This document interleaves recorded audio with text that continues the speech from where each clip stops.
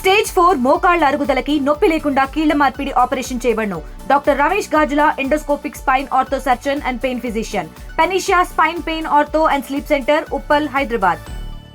తెలుగుదేశం పార్టీకి కంచుకోటగా చెప్పుకునే పాతపట్నం నియోజకవర్గం దశాబ్ద కాలం ఆ పార్టీ నుండి చేజారింది. అటువంటి తరుణంలో ఆ పార్టీ జెండాను భుజంపై వేసుకొని 2024 ఎన్నికల్లో అనూహ్య పరిణామాల నేపథ్యంలో ఎమ్మెల్యే సీట్ని చేజిక్కించుకున్నటువంటి మామిడి గోవింద్ ఎమ్మెల్యేగా మొట్టమొదటిసారి పోటీ చేసి అసెంబ్లీలో అడుగుపెట్టిన ఘనతను ఆర్జించారు. కాకపోతే ఏడాది పాలనలో ఒక సేవకుడిగా ఈ నియోజకవర్గం సుపరిచితుడైనటువంటి మామిడి గోవింద్కు సేవకుడిగా ఈ నియోజకవర్గంలో సంతృప్తినిచ్చిందా, లేకపోతే ఎమ్మెల్యే అయిన తర్వాత ఆ నియోజకవర్గంలో తాను అంటూ ఎటువంటి మార్క్ వేసుకున్నారు? ఏడాది పాలనపై మనతో మాట్లాడిన పాతపట్నం నియోజకవర్గం ఎమ్మెల్యే మామిడి గోవింద్ మనతున్నారు. చూస్తే కనుక సుపరిపాలనకి తొలి అడుగు ఏడాది కావస్తూ ఉంది.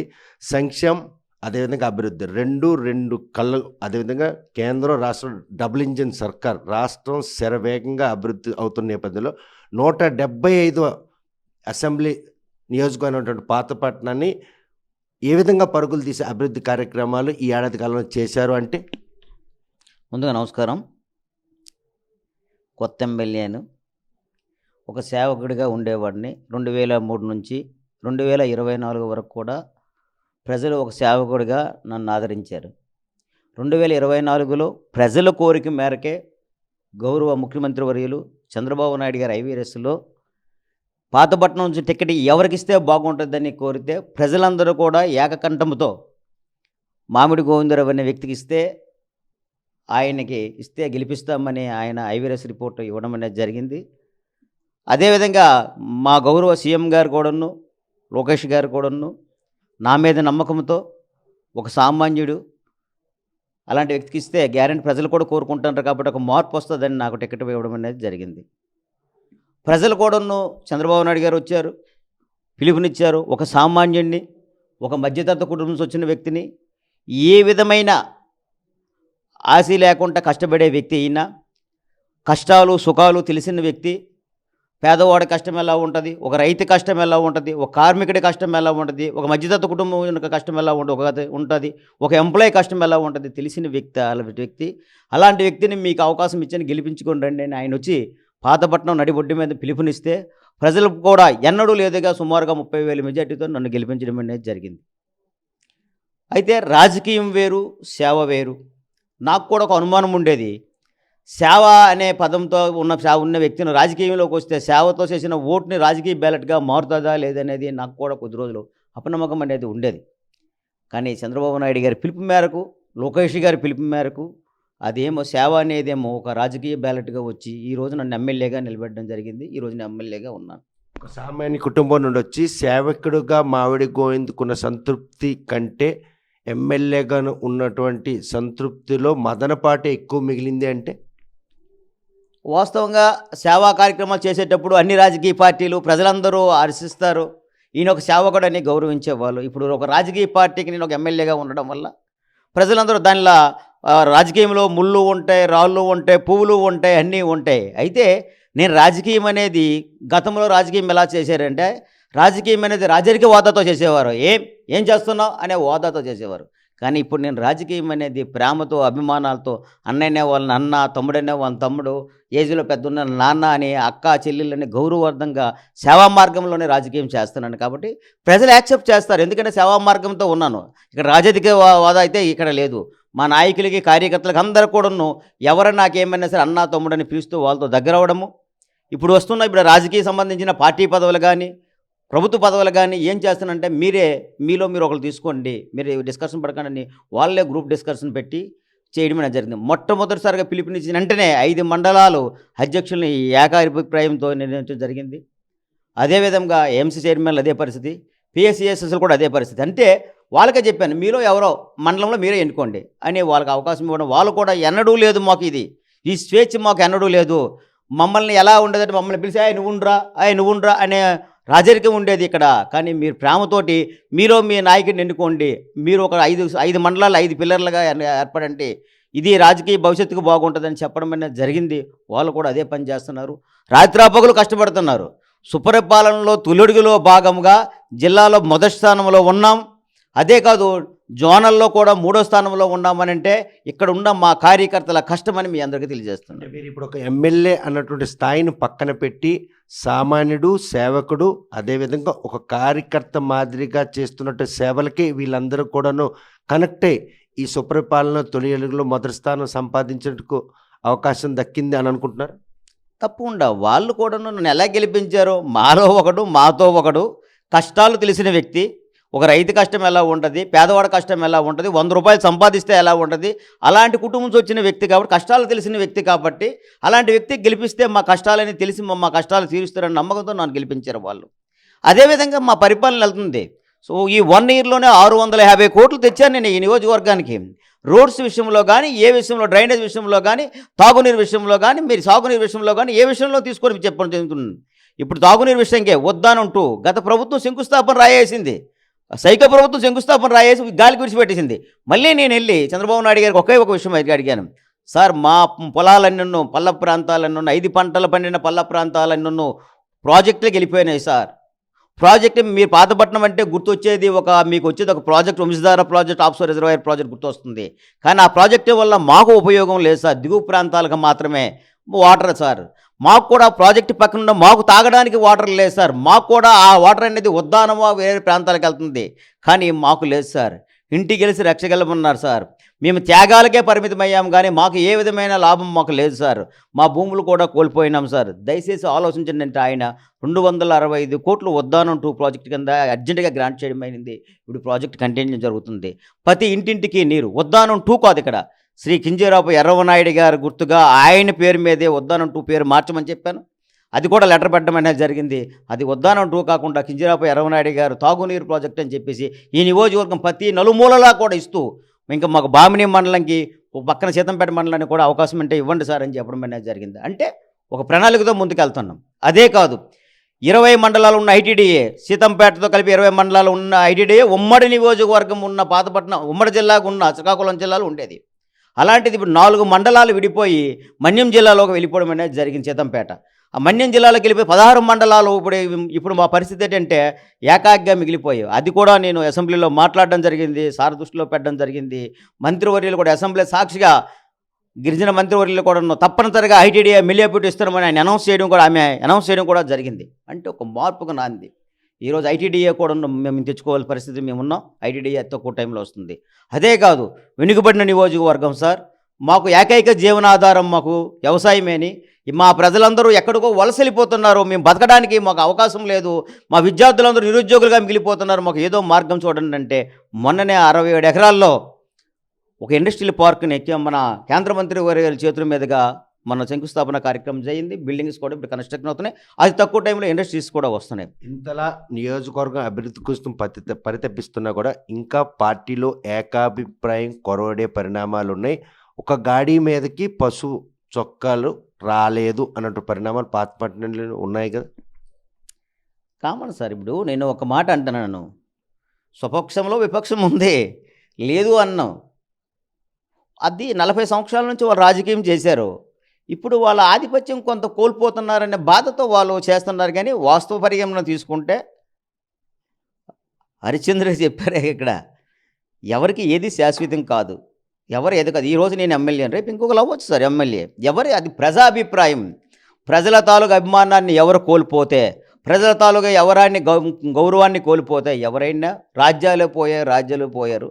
ఇది పెద్ద విషయం కాదు సార్. ఇది ప్రజా నిర్ణయం. ఈరోజు నాకు అవకాశం ఉంది, నేనైనా తప్పులు చేస్తే రేపు పొద్దున ప్రజలు ఇంకొకరు కావాలి. ఈ ఆధిపత్యం దేనికోసం? పార్టీ కట్టుబడి ఉన్నారు, జిల్లా పార్టీ అధ్యక్షులుగా ఆయన ఉన్నారు, అయినా కూడా ఎమ్మెల్యేగా ఆ నియోజకవర్గంలో అయితే ఎందుకు చేదోడుగా నిలవలేకపోతుంది? ఎక్కడైనా పంపకాలు, ఇసుక నిలువలు అపారంగా లభిస్తున్నాయి. వాటి మధ్యన ఏమైనా కూడా బట్వాడాలో ఉన్నటువంటి విభేదాలు అనుకోవచ్చు. ఇక్కడ ఇసుక నిలువలు అనేవి గత వైసీపీ ప్రభుత్వంలో మొత్తం తోడేళ్ళు తోడేసాయి. ఇక్కడ ఏమి లేవు, మట్టి దెబ్బలే ఉన్నాయి. అయితే మొన్నటి వరకు నివగాం ఇసుక ర్యాంప్ ఉండేది. జాన్యువరి నుంచే ఇసుక ర్యాంప్ ఆపేయడం అనేది జరిగింది. ఇప్పుడు యాక్చువల్గా ఏంటంటే ఇసుక నిలువల కోసం కానీ గొడవలు ఆడే అవసరం అయితే ఎవరికీ లేదు. ఆయనకి 2014 నుంచి 2019 వరకు ఆయన ఎమ్మెల్యేగా ఉన్నారు. ఆ ఇసుకలో సాధక బాధలని ఆయనకి తెలిసిన విషయమే. ఇక్కడ ఇది పెద్ద విచిత్రం కాదు. తర్వాత వైసీపీ ప్రభుత్వం వచ్చింది. 2019 నుంచి 2024లో ఇసుక వ్యాపారం చేశారు. మేము 2014, 2019 మధ్యలో ఇసుక ఫ్రీ చేసాం. మళ్ళీ వైసీపీ ప్రభుత్వం వచ్చి ఇసుక మళ్ళీ టెండర్లు వేసి జనాల దగ్గర డబ్బులు తీసేసుకొని విపరీతంగా సుమారుగా 50,000 కోట్లు ఇసుకలున్న ఆలోచించి మాఫీ చేశారు. మళ్ళీ చంద్రబాబు నాయుడు గారు వచ్చి ఉచిత ఇసుక విధానాన్ని ప్రవేశపెట్టారు. అది పెట్టిన నుంచి భవన నిర్మాణ కార్మికులు ఇల్లు కట్టుకున్న వాళ్ళకి చాలా ఈజీగా ఉంది. ఒకప్పుడు లారీ 40 నుంచి 50,000 మధ్య పడితే ఈరోజు లారీ 5,800 రూపాయలకి లారీ ఇస్తున్నారు. ఇసుకలో ఏమొస్తుంది, ఇసుకలో ఏం రాదు, అది అందరికీ తెలుసు, ఆయనకి తెలుసు, అందరికీ తెలిసిన విషయం అది కాదు. ఎప్పట్లోగా ఈ గొడవలు సర్దుమణిగితే ఇంకా 4 ఏళ్ళు ఉంది. కూటమి ప్రభుత్వంకి జనం కనెక్ట్ అయి ఉన్నారు. పాతపట్నం ముఖ చిత్రం మార్చడానికి వచ్చినటువంటి అరుదైన అవకాశంలో 2 కళ్ళుగా ముందుకెళ్ళి ఒక వేదికపైకి వచ్చి సమస్యను సద్దుమణిగించుకొని పాతపట్నం అభివృద్ధికి ఆయన కూడా మీతో పాటు నడిస్తే బాగుంటుందని అభిప్రాయం గోవింద్ మనసులో ఉందా? ఆయనకి నాకు భేదాభిప్రాయాలు ఏమీ లేవు. నాకు టికెట్ అనౌన్స్ చేశారు, ఆయనకి ఇవ్వలేదు. ఆ ఫీలింగ్తో ఆయన ఉన్నారు. ఆ తర్వాత మళ్ళీ ఆయన నేను ఒక స్టేజ్ మీద కూర్చోవడం జరిగింది. ఆయన నేను మాట్లాడడం జరిగింది. మొన్న కేంద్ర మంత్రి వర్యులు వచ్చినారు. ఆయన నేను కలిసి ఇద్దరం వెళ్ళి ఆయన ఇంటికి వెళ్ళాం. వాళ్ళ ఇంట్లో కొన్ని టిఫిన్ కూడా చేసాం మేము ఆల్రెడీ మొన్ననే. కానీ ఈ పరిణామాలన్నీ ఇప్పుడు కూటమి ప్రభుత్వంలో 3 పార్టీల కలయిక కొన్ని పాలనలో కనిపిస్తుంది. క్షేత్రస్థాయిలో ఏ విధంగా అయితే విడిపోయి ఉన్నారో అదే పరిణామం పాతపట్నంలో కూడా మీ మధ్యలో నెలకొని ఉంది అన్నటువంటి ఒక భావన ప్రజలు అన్నారు.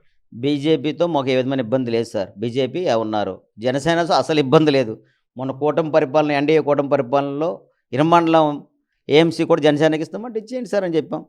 ఆ ఇరమండలం ఏఎంసీ ఇచ్చింది ఎవరు? మా బ్రదర్ ఆడు, మామిడి రామకృష్ణ ఎవరు ఇచ్చింది మా బ్రదరే. దానికి మాకేమైనా అభ్యంతరం లేదు. ఎవరికి ఏది ఇచ్చినా ఇవ్వలేదు. నువ్వన్నీ ఎందుకు డీసీసీ చైర్మన్గా కల్మట వెంకటరమణ కావాలనుకున్నప్పుడేమో నాకు అడిగితే నేను ఆయనకి ఇచ్చేయండి సార్ అని నేను కూడా చెప్పాను. నేను వెంకటరమణ గారు ఒక సీనియర్ నాయకులు, 40 సంవత్సరాల రాజకీయం చేసిన వ్యక్తి. ఆయన విషయంలో మనం మాట్లాడడానికి ఏం లేదు సార్. అది పార్టీ చూసుకుంటుంది, పార్టీ విధి విధానాలు ఉంటాయి, పార్టీ చూసుకుంటుంది సార్. ఆయన విషయంలో మాట్లాడే అర్హత కానీ ఆయన విషయంలో డిస్కస్ చేసే అర్హత కానీ నాకేం లేదు. అయితే నేను ఒకటే రిక్వెస్ట్ అని చేస్తున్నాను, కలిసి పనిచేస్తే పార్టీకి మంచిది, విభజించి పనిచేస్తే ఎదుటోటికి మంచిది. అది ఒక్కటే. కాకపోతే ఆయన కూడా సర్దుకుపోతున్నారు ఆయన దగ్గర. ఆయన అలాంటి విషయాలు ఎట్లేవు. మీ మధ్యన ఉన్న వివాదాలు ప్రతిపక్షానికి ఒక అవకాశంలా కనిపిస్తుంది. నిన్న లేదు మొన్న ర్యాంపులు కూడా ఆపేందుకు రోడ్డు ఎక్కుతున్నారు. ఎమ్మెల్యే కనుసైగుల్లోనే అక్కడ ర్యాంపులు నిర్వహిస్తున్నారని చెప్పి ఆరోపణ చేసి వాళ్ళందరూ కూడా రోడ్లు ధర్నా చేశారు.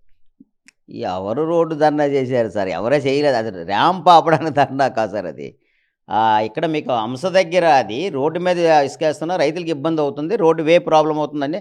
సార్ ఒక్క విషయం నేను చెప్తున్నాను సార్. ఉండేది ఒకే ఒక ర్యాంపు, నివగాముది క్లోజ్ చేశారు. అంశ దగ్గర ఎక్కడ కనుమ ఎక్కడో నాకో తెలియదు, అక్కడ ఇచ్చి ఉన్నారు ర్యాంపు. ఆ ర్యాంప్ని అది క్లోజ్ చేస్తే పక్క ఒరిస్సా రాష్ట్రం వెళ్తే లారీ ఒక 13,000, 14,000 రేటు ఉంది. మన ఆంధ్రాలో ఇసుక ఫ్రీ ఉన్నప్పుడు ఒరిస్సాలో ఇసుక ఎందుకు ఫ్రీ ఇవ్వాలని గవర్నమెంట్ ఏమో అక్కడ ర్యాంప్ ఇచ్చింది. ఆ ర్యాంప్ అనేది కన్స్ట్రక్షన్ ఫీల్డ్ కోసం, చుట్టుపక్కల అభివృద్ధి కోసం ఇచ్చింది ర్యాంప్. అది ఎవరి కోసమో ఇచ్చిన ర్యాంప్ కాదు, లీగల్ అవన్నీ జరిగినవి. అయితే ఆయన దగ్గరికి ఎవరో రైతు లేకపోవచ్చు సార్, ప్రాబ్లం అవుతుంది ఇక్కడ రోడ్డు పోతుందని చెప్పవచ్చు, ఆయన ఏదో మాట్లాడచ్చు, ఆయన స్పందించవచ్చు. దానికోసము పెద్దగా పట్టించుకోవడం అవసరం, అది గవర్నమెంట్ చూసుకుంటారు సార్. కలెక్టర్ గారు 2020 నుండి ఒక సేవకుడుగా పాతపట్నం నియోజకవర్గ పరిచయం ఉన్నటువంటి మామిడి గోవింద 2024 ఎమ్మెల్యే అయిన తర్వాత ఏడాది కాలంలో ఆ జనం మిమ్మల్ని ఓన్ చేసుకున్నారు. సేవకుడిగా చూస్తున్నారు, ఎమ్మెల్యే మామిడి గోవిందగా చూస్తున్నారు. సేవకుడిగానే చూస్తున్నారు. ఇప్పుడు కూడా నా జీతం నా శాలరీ 1,30,000 రూపాయలు. నేను ప్రతి ఎవ్రీ మంత్ కూడా డొనేషన్ అన్నది అకౌంట్స్తో సహా ఉంది.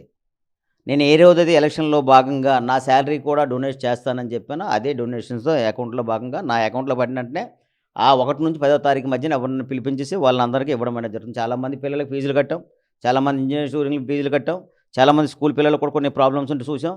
ఎవరైనా ఆర్థిక ఇబ్బందులు ఉంటే వాళ్ళకు కూడా సాయం చేసాం, ఎవరైనా హెల్త్ ప్రాబ్లం ఉంటే వాళ్ళకి చేసాం.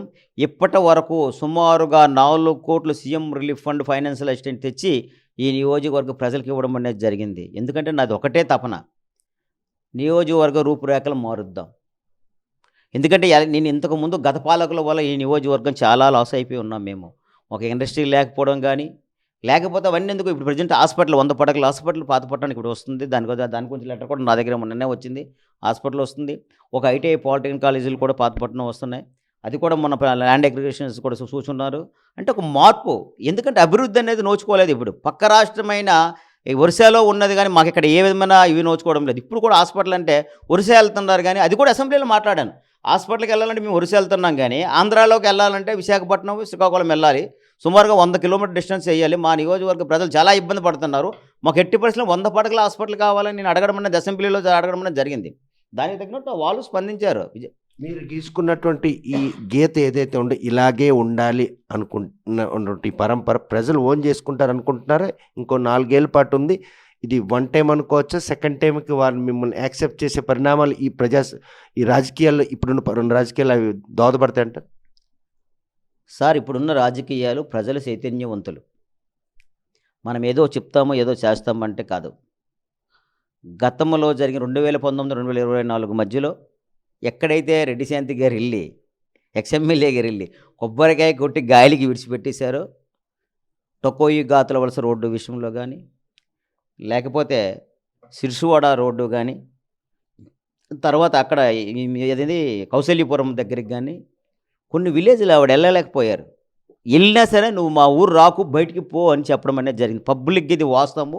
మేము మీడియా మిత్రులు కూడా 10 దగ్గర ఇచ్చేయడం అనేది జరిగింది. అవే రోడ్లు నేను వచ్చిన తర్వాత టొకోయి గాతుల వలస 2 కోట్లు ఇచ్చాను. సిరిసువాడ కుంటిభద్ర రోడ్డుకి 3 కోట్ల 5 లక్షలు ఇచ్చి అవి వర్క్ అయిపోతున్నాయి. మీరు వెళ్ళి చూడొచ్చు, 2 చూడొచ్చు, 8 చూడొచ్చు. తర్వాత కౌశల్యపురం చూడొచ్చు.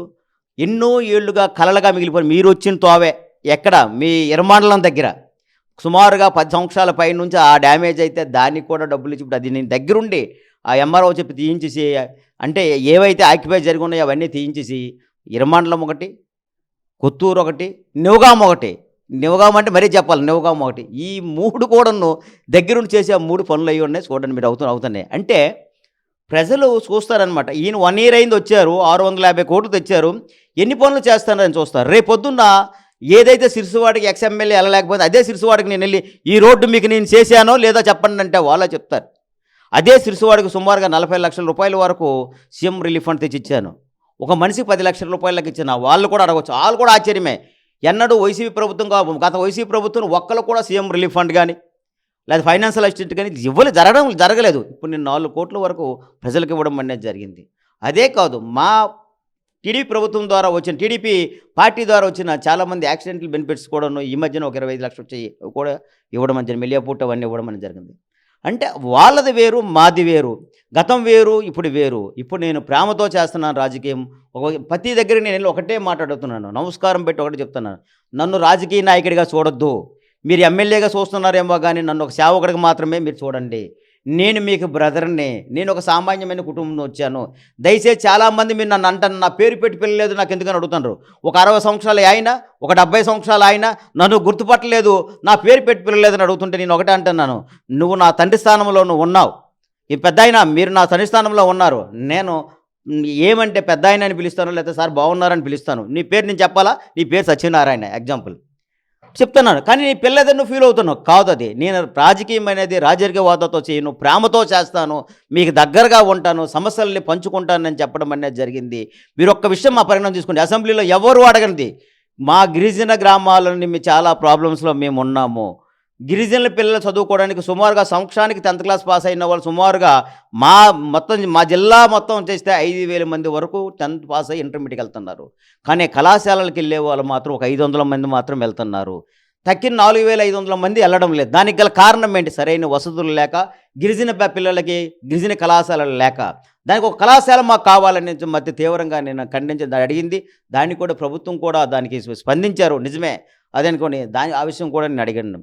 గిరిజనుల తాలూకా పండించిన వ్యవసాయానికి సరైన గిట్టుబాటు ధరక గిరిజనులు చాలా ఇబ్బంది పడుతున్నారు. వాళ్ళకు సంతలు ఏర్పాటు చేయాలి, వాళ్ళు ఇబ్బంది పడుతున్నారంటే దానికి కూడా మెలియాపుట్టు మండలంలో సంత ఏర్పాటు చేయడానికి దానికి ప్లేస్ వస్తున్నారు. అంటే ఒక మార్పు మీరు చేస్తున్నటువంటి ఈ ప్రయత్నంలో నియోజకవర్గానికి ఒక సువర్ణ దినాలు దగ్గరలో ఉన్నాయంటే పరిణామం. మరోవైపు చూస్తున్నట్టుగా జిల్లాకి తలమానికంగా చెప్పుకునే, జలధారగా చెప్పుకునే వంశధార ప్రాజెక్టు నిర్వాసితుల సమస్యలు ఇంకా ఉన్నాయి. ప్రాజెక్టు నిర్మాణానికి అవే ఆటంకంగా నిలుస్తున్నాయి. ఎప్పట్లోగా ప్రాజెక్టు జనంకి అంకితం చేసే రోజు వస్తుంది. అది మీ చేతుల మీద జరిగే పరిణామానికి దగ్గరలో ఉన్నాయని చూడొచ్చా? తప్పకుండా సార్. అది చంద్రబాబు నాయుడు గారు అదే ఆలోచిస్తున్నారు. 96% ప్రాజెక్ట్ కంప్లీట్ అయిపోయింది, ఓన్లీ 4% ఉంది. ఈ సమ్మర్లో ఇది ఆల్రెడీ ప్రజలకి అంకితం చేసే సమస్య దగ్గర పడుతుంది. అది ఒక చిన్న టెక్నికల్ ఇష్యూ మీరు చూసుకుని నారాయణ బ్యారేజ్ అక్కడ ప్రాబ్లం వచ్చింది. నారాయణ బ్యారేజ్ వల్ల ఒక్కటి మాత్రం నేను చెప్పగలను, అచ్చెన్నాయుడు గారు కళ ఇది. ఆయన ఒకటే ప్రాజెక్టుల మీద పడ్డారు. ఒకటి ఆఫ్షోర్ రిజర్వాయరు, రెండోది వంశధార ఆగకూడదు, ఆఫ్షోర్ రిజర్వాయర్ ఆగకూడదు. ఈ రెండు ఆగకూడదని ఆయన ఆర్నిస్లు కష్టపడుతూ ఏ ప్రాజెక్ట్ అయితే 25% బిలోగా రన్ అయ్యిందో గత వైసీపీ ప్రభుత్వంలో పూర్తిగా పట్టించుకోలేదు, ఆ ప్రాజెక్టులన్నీ పక్కన పెట్టమని చెప్తే మళ్ళీ చంద్రబాబు నాయుడు దగ్గరికి వెళ్ళి అచ్చెన్నాయుడు గారు రిక్వెస్ట్ చేసి మళ్ళీ ఆఫ్షోర్ రిజర్వాయర్ని మళ్ళీ దానికి పరిగణలోకి తెచ్చి ఈరోజు దానికి నిధులు వరద పడుతుంది. పేపర్లో మనం రాశారు. అలాంటి ఆ ప్రాజెక్టు కూడా కొంతమంది ఆపాలని కుయ్యెత్తులు పెట్టడాలు, కొంతమంది కేసులకు వెళ్ళడాలు చేస్తున్నారు. అది తప్పది. ఎందుకంటే అది మంచి ప్రాజెక్టు, ప్రజలకు ఉపయోగపడుతుంది. అలాంటి ప్రాజెక్టులు మాత్రం కొన్ని తరాలు ప్రజలకు అది ఉపయోగపడుతుంది. అలాంటి ప్రాజెక్టు తప్పనిసరిగా అవ్వాలి. ఎందుకంటే ఆఫ్షోర్ రిజర్వాయర్ అయిన తర్వాత మాకు కూడా కొన్ని సమస్యలు తిరిగితే మాకు కూడా వాటర్ కుండా వస్తుంది. ఆఫ్షోర్ రిజర్వాయర్ వల్ల మాకు భూములు ఎక్కువ పోతే ఉపయోగం తక్కువ మాకు, కానీ ఆ రిజర్వాయర్ అవ్వాలి. అది చాలా సమాజానికి అది చాలా ఉపయోగం కూడా. రెండోది వంశధార ప్రాజెక్ట్ తీసుకుందాం. వంశధార ప్రాజెక్టు వాళ్ళు పారడం మట్టి కూడా వేయలేదు గత ప్రభుత్వంలో. మళ్ళీ చంద్రబాబు నాయుడు గారు వచ్చి మళ్ళీ ప్రగతి చక్రాలు ఎక్కినట్టుగా మళ్ళీ ఆ ప్రాజెక్టు మళ్ళీ బట్టి 92% నుండి 96%కి ఈ మధ్యన 4% వర్క్ కంప్లీట్ అయిపోయింది. నెక్స్ట్ సమ్మర్లో అది తప్పనిసరిగా ప్రజలకు అంకితం చేస్తారు. నారాయణ బ్యారేజ్ ప్రాబ్లం అయినా సరే లిఫ్ట్ ఇరిగేషన్స్ ద్వారా నదిలోని నీరు మళ్ళీ దానికి రిజర్వాయర్లోకి కనీసం ఒక 7 TMC నీళ్ళు దానికి లిఫ్ట్ చేయాలని చెప్పేసి ప్రణాళిక పద్ధతిని పెట్టుకున్నారు. యాక్చువల్గా ప్రాజెక్ట్ కెపాసిటీ 19 TMCలు ఎంతో నీరు అని అనుకున్నారు.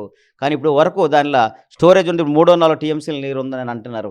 తప్పనిసరిగా దాని మీద 24 గంటలు ఎక్సర్సైజ్ అచ్చెన్నాయుడు గారు, చంద్రబాబు నాయుడు గారు, లోకేష్ గారు చేస్తున్నారు. మెయిన్ పవన్ కళ్యాణ్ గారు మెయిన్ గ్రామాలే గ్రామ స్వరాజ్యాలు, గాంధీ కల్లా స్వరాజ్యం గ్రామాలని చెప్పేసి అనుకుని చెప్పినట్టు ఆయన కూడా 24 గంటలు పంచాయతీరాజ్ మినిస్టర్ కాబట్టి ఆయన కూడా ఎలా డెవలప్ చేయాలి, ఎలా ప్రణాళిక చేయాలని ముందుకెళ్తున్నాము. తప్పనిసరిగా ఈ నెక్స్ట్ సమ్మర్లో ఇది కంప్లీట్ అవుతుంది. ఈ ప్రాజెక్ట్ కంప్లీట్ అవుతుంది. మేమే శంకుస్థాపన ఓపెన్ కార్యక్రమం మేము చేసి పెడతాం. మంచిగా జరుగుతుంది. అంతను ప్రజలందరూ వస్తారు, అరసద్వనాలతో జరుగుతుంది. అయితే ఒకటి మీరు చెప్పేది కరెక్ట్. మొన్ననే నేను సార్కి ఒక లెటర్ పెట్టాను. ఏం పెట్టానంటే ఆయన పెట్టాను, వంశధార నిర్వాహితుల మీద కొన్ని కేసులు ఉన్నాయి, ఆ కేసులు కొట్టండి సార్ దయచేసి తర్వాత అని చెప్తే దాన్ని కూడా తీసుకున్న ఆయన వెంటనే అక్కడ నుంచి మాట్లాడడం జరిగింది. వంశధార నిర్వాహితులపైన ఏ కేసులు ఉన్నాయో ఆ లిస్ట్ తెప్పించడం జరిగింది. అది తక్కువ టైంలో వంశధార నిర్వాహితులపైన ఉన్న కేసులన్నీ కొట్టివేయడం అనేది జరుగుతుంది. అదే కాదు, కొన్ని ప్యాకేజ్ విషయంలో కొన్ని జరిగాయి. అది కొన్నిసార్లు మీకు కొన్ని జరిగాయి సార్. గత నాయకులు కొంతమంది సులాభాగం కోసం కూర్చొని కుటుంబాల్లో ఎంతమంది ఉంటే అంతమందికి ప్యాకేజీలు ఇవ్వడం జరిగింది. ఎంతమందికి ఇల్లు స్థలాలు డబల్ త్రిబుల్ తీసుకోవడం జరిగింది. కొంతమంది పేదోళ్ళు మధ్యలో బుక్ అయిపోయి ఇరుక్కున్న వ్యక్తులు ఉన్నారు, వాళ్ళకి న్యాయం చేయాలి కాబట్టి అది కూడా జరుగుతుంది. గతంలో జగన్మోహన్ రెడ్డి 2013 చట్టం అమలు చేస్తానని వంశధార నిర్వాహితులందరికీ మోసం చేశారు. ఈ రెడ్డి శాంతమ్మ కూడా 2013 చట్టం అమలు చేస్తామని చెప్పేసి నిర్వాహితులందరి దగ్గరికి వెళ్ళి చెప్పారు. ఇప్పుడు అక్కడికి వెళ్ళడానికి మొహం చాటేశారు. వాళ్ళేమో వెళ్ళి ఇంటికి 1 లక్ష రూపాయలు ఇస్తూ కంటి తిరుపుతురుగా చేశారు. అదేనా సరే కొద్ది మందికి మాత్రం ఇచ్చి చాలామందికి విడిచిపెట్టేశారు. దాని మీద కూడా ఒక లెటర్ పెట్టాను నేను. సార్ కొంతమంది మాత్రం ఇచ్చారు, టెక్నికలందరికీ ఇవ్వడం మానేశారు. వాళ్ళకు కూడా ఇవ్వాలంటే ఆయన కూడా స్పందించి ఆ లిస్ట్ కూడా తెచ్చుకుంటున్నారు.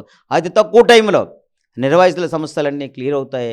వాళ్ళు కూడా అందరూ హ్యాపీగా ఉన్నారు. నేను ఒక్కటే చెప్తున్నాను వాళ్ళకు కూడా. మొన్న నేను అసెంబ్లీలో చెప్పాను, ఇప్పుడు కూడా చెప్తున్నాను. మా భూములన్నీ లేవు, మేమంతా వలసలేవు. 10 ఎకరాలు 20 ఎకరాలు ఉన్న భూములు మా వంశధార ప్రాజెక్టులోకి కాలగర్భంలో కలిసిపోయాయి, బతకడానికి లేవు. 20 ఎకరాలు ఉన్న రైతు ఈరోజు కూలి పని చేసుకుని బతుకుతున్నాడు. 20 ఎకరాల రైతు కొడుకేమో ఎక్కడికో వెళ్ళి వలసెళ్ళి ఏదో ఫ్యాక్టరీలో పనిచేస్తున్నాడు. ఒక అవకాశం మాకు కల్పించండి అని చెప్పి ఇక్కడ టూరిజం డెవలప్మెంట్ చేయమంటే దానికి కూడా వాళ్ళు స్పందించారు. మిగులు భూములు ఉన్నాయి, అక్కడ మామూలుగా మిగులు భూములు ఉంటే అక్కడ మనకు హోటల్స్ తెద్దామా, ఇవన్నీ చేద్దామని ఒక ప్రణాళిక DPR సిద్ధం చేస్తున్నారు. అది తక్కువ టైంలో అన్ని ప్రాబ్లమ్స్ సాల్వ్ అవుతాయని తెలియజేస్తున్నారు. చూస్తే కనుక ప్రస్తుతం పాతపట్నం ముఖ చిత్రం మార్చేందుకు ఏడాదిగా తాను చేస్తున్న ప్రయత్నంలో ముఖ్యమంత్రి సీఎంతో పాటు లోకేష్, పవన్ కళ్యాణ్ ఆశీస్సులు, జిల్లా మంత్రి అచ్చెన్నాయుడితో పాటు కేంద్ర మంత్రి వీరందరి సహకారాలతో మొట్టమొదటిసారిగా అసెంబ్లీలో అడుగుపెట్టిన తనకు తన నియోజక ప్రజలకు అంటే ఒక సేవకుడిగా సుపరిచితుడైన తనను ఎమ్మెల్యే చేశారన్నటువంటి వారి ఆనందం కంటే సామాన్య ఏదైతే ప్రస్తుతం సామాజిక వ్యక్తిగానే తను చూడాలని కూడా ఈ రోజుకు తనదైన శైలిలో రాజకీయాన్ని మాత్రం కొనసాగిస్తున్నారు. ఏదైతే రాజరికంతో కూడుకున్న రాజకీయం కాకుండా స్నేహపూర్వకమైన రాజకీయం, సేవ చేయాలన్న దృక్పథమే ఆయన్ని ముందుకు నడిపిస్తుంది. ఈసారి తను చేసినటువంటి ఈ పని మరో దశాబ్ద కాలం పాటు తను ఈ నియోజకవర్గాన్ని ఎమ్మెల్యే చేసేందుకు దోహదపడుతున్న ఆశాభావం వ్యక్తిస్తున్న మామిడి గోవింద్ పనితీరు పట్ల మాత్రం ఈరోజు నియోజకవర్గ ప్రజలందరూ సంతృప్తిగా ఉన్నారు. తన ఏవైతే సమస్యలపై హామీ ఇచ్చానో ఆ సమస్యను వీలైన త్వరలో నెరవేరుస్తాను. వంశధార ప్రాజెక్టు పూర్తి స్థాయిలో పూర్తి చేసి ఈరోజు ఏదైతే జనంకి అంకితం చేసేందుకు కూడా సన్నాహాలు జరుగుతున్నాయి. దాన్ని భూములు ఇచ్చినటువంటి నిర్వాసిత రైతులు బ్రతుకులు బాగు చేసేందుకు మాత్రం తనకు ఉన్నటువంటి ప్రతి అంశాన్ని కూడా ఒడిచిపెట్టి వారికి సహాయం చేసేందుకు మాత్రం తాను మాత్రం అహర్నిశలు శ్రమిస్తానని చెప్తున్నాను. మరి ఈ విషయంలో కూటమి ప్రభుత్వం చేస్తున్నటువంటి ఈ సహకారంతో పాతపట్నం ముఖచిత్రం ఏ విధంగా మారబోతుంది అన్న విషయం వేచి చూడాల్సిందే. వీడియో జర్నలిస్ట్ రామకృష్ణతో సత్యం, RTV శ్రీకాకుళం. తెలుగులో న్యూస్ కి ఫాస్టెస్ట్ యాప్ ఇప్పుడు టోటలీ న్యూ అవతార్లో జస్ట్ 5 seconds లో కంప్లీట్ న్యూస్. సోషల్ మీడియాలో ట్రెండ్స్ కి one stop solution. Live TV app voice search option తో ఇప్పుడే డౌన్లోడ్ చేయండి లేదా అప్డేట్ అయిపోండి. యాప్ లింక్ డిస్క్రిప్షన్ లో ఉంది.